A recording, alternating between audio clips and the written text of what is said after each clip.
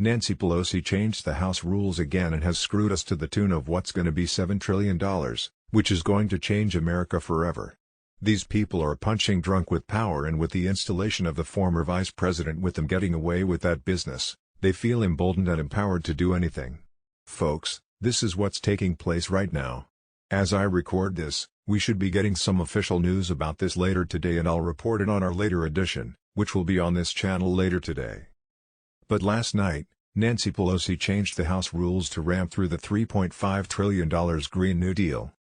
It's in addition to the $1.5 trillion infrastructure bill that came from the Senate. You know, the one where 19 GOP senators stabbed us in the back. This is going to bankrupt us. As you are reading this, Nancy Pelosi has pulled together her leadership group overnight to change the House rules for legislative passage of the $3.5 trillion Green New Deal spending package under the auspices of infrastructure. The $3.5 trillion spending bill is in addition to the $1.5 trillion infrastructure bill that came from the Senate. And she's using the $2 trillion budget package as a carrier for a slick demon pass maneuver. So what they're doing is they're doing a wraparound. Check this out. She's changed the House rules to have a single vote on the current budget proposal, which will include a demon pass provision that adds the $3.5 trillion spending package to it. By voting to pass the omnibus budget bill, all House members will also be voting to authorize us pass the additional $3.5 trillion as a wraparound. So she changed the rules so that one vote will get all of these things in just one vote, not separate votes. Of course, changing the rules, doing this in the middle of the night, just like they had an illegal judgment court against Jesus after his Garden of Gethsemane. After he came out the Garden of Gethsemane and Judas gave the treasonous kiss, just like they do things. They did things in darkness and they still do it now. This means that one single vote passes the massive social engineering project that will add $5.5 trillion spending in a single bill. And then there's going to be another $1.5 trillion House bill that will be passing. The House will be passing the Senate bill already. The Senate did separately, which is going to bring it up to a whopping $7 trillion.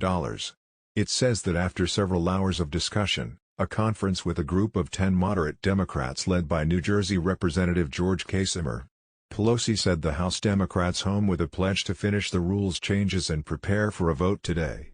So today, Tuesday, sometime around noon, they're going to start with and go for this. By the time this goes up or by the time of our next episode, we can expect the thing to pass. Everyone is distracted by what's going on in Afghanistan. Democrats never let a crisis go to waste. And Nancy Pelosi got the dream package that the left and the Marxists want: tons of pork. And you can bet that a lot of people and lobbyists are going to be making money to the detriment of our children. Folks, I hope you have gold. I hope you have silver. I hope you have crypto, because our dollar is fast becoming absolutely worthless. And I know we've been ringing this alarm for a long time, but $7 trillion in a matter of weeks passed. And of course, we have a decimation to our energy independence.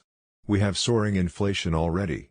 I think for those of you who missed the Carter years, what should I call him, the commander-in-chief, the former vice president, has brought it all back to us on steroids. Alright, folks, by the way, if you enjoy these updates, please smash that like button. You might have to do it a couple of times. For some reason, you can't. Often we find that people can't hit the like button and have it stick with just the first try. You've got to be persistent. Hit the subscribe button if you haven't already. I must feel like I'm moistening my breath by saying that, because 98% to 99% of you that are able to see this video are already subscribed. YouTube no longer pushes out or recommends our videos to people who aren't already subscribed, or they have this weird thing where people get unsubscribed and then they get subscribed back and they count that as new subscribers. We see what you're doing. You're not fooling anyone. Those of you over at the Google campus in the Google place where YouTube is headquartered. Alright, folks, you've heard that elections have consequences, and there's consequences to when those things are not valid. Joe Biden was so worried about the headlines, he didn't want a Black Hawk Down moment. And that is why he's not sending out troops to rescue Americans trapped in Cabo. This is absolutely pure evil. This is being reported by the Daily Mail. Joe Biden told military officials he was reluctant to deploy U.S. forces outside the Cabo airport, primarily over fears of a Black Hawk Down-style tragedy. For those of you not familiar, maybe you may have seen the movie, but Black Hawk was shot down over during the Somali Civil War. 18 U.S. personnel and soldiers were killed as they were trapped in the middle of a Somali city with rebels and everyone are shooting at them. It was a tragedy. And Joe Biden is more concerned about his image of having that tragedy having his own Benghazi moment than actually saving American citizens. Why is this scary? Check this out, folks. Why this is scary is because there was an interview with one of the top people in the Taliban. Okay, so BBC is asking, there's a lot of talk about the US and others not being able to get their people out by the 31st and extending the time past the 31st to get these people out because now the days are ticking. This is the 24th. We have a week essentially get our people out. Taliban spokesman Zabna Mahaji said it would be a violation of the agreement to allow evacuations of foreign nationals beyond August 21st. In other words, foreign nationals are not out by the 31st. It will be a violation agreement and they will essentially consider this an act of war. Folks, the war in the Middle East is anything but done, he said. We are not in favor of allowing Afghans to leave.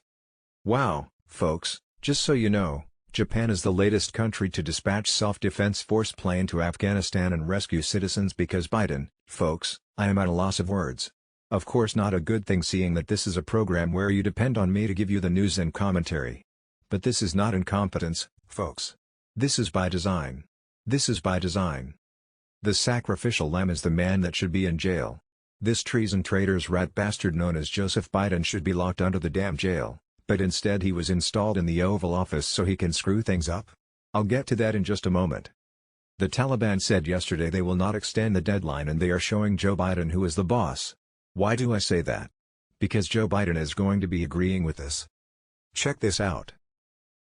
Biden is agreeing to stick with the August 31st Afghanistan withdrawal deadline today Tuesday. Joey has agreed to stick with the August 31st first deadline of Afghanistan withdrawal after the Taliban threatened consequences if we try to get out people after the 31st. They're calling the shots, folks. The Taliban is calling the shots. Suhail Shaheen, Taliban spokesperson, agreed to meet with Sky News and issued a stark warning. He told Sky News there will be consequences if the U.S. delays their withdrawal from Afghanistan. Joe Biden has created the biggest hostage situation I think ever in the history of the world. The Taliban has more than 20 checkpoints stopping people from going to the airport. Joey won't send people outside the airport to get them. These people are going to be hostages after the 31st. Reuters is reporting. Joe Biden has agreed with the Pentagon recommendation to stick with the August 31st Afghanistan withdrawal deadline. An administration official told Reuters on Tuesday. And of course, they won't admit to how many people are stuck behind lines. And in one of the most sickening things I've ever seen, one used, Alpha is calling it the Biden effect. It's been the hashtag, the Biden effect. The Taliban's Badr 313 unit. They're wearing U.S. uniform armed with U.S. weapons, and they are the ones guarding the Kabul airport. At the request of Biden. Folks, I'm losing my freaking mind. Here. We have a puppet. We have someone that should not be in the position. They are calling the shots, and they're destroying America. And the rhinos do nothing to stop it. And it's not just the rhinos. It's the supposed real Republicans. Where is the voice of outrage from our senators? Where is the voice of outrage? We the people in our outrage. We live in a republic, folks. We don't live in a pure democracy. We have lives to live. We have children to feed. We elect representatives to represent us, to do our will. We give them consent to govern us. A consent that we do not give collectively or electorally to Joey, but he's in there.